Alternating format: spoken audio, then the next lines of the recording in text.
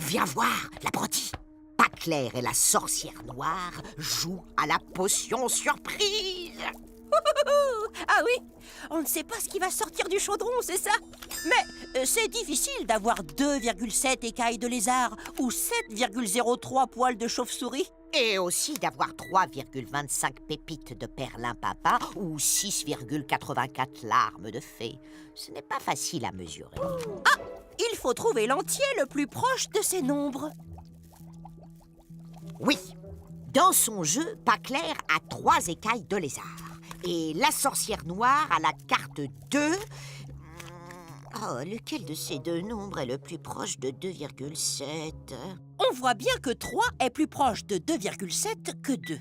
Car il est à 3 dixièmes, alors que 2 est à 7 dixièmes. Donc, l'arrondi de 2,7 est 3.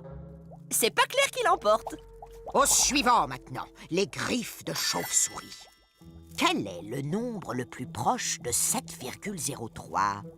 7,03 est-il plus proche de 6 ou de 8? Avec le 6, on est à plus de 1. Il faut choisir le 8 pour être à moins de 1. Et Sorcière Noire a le 7. Quel est l'arrondi de 7,03? 7 ou 8? 7,03 est très proche de 7, puisque c'est 7 unités et 3 centièmes. Alors que 8 est à plus de 3 centièmes. Sorcière Noire l'emporte. Il faut maintenant un nombre proche de 3,25 pépites de perlimpinpin. Lequel de ces deux nombres est l'arrondi de 3,25? 3, bien sûr. C'est Paclair qui mène. Il n'y a que 25 centièmes d'écart entre 3 et 3,25.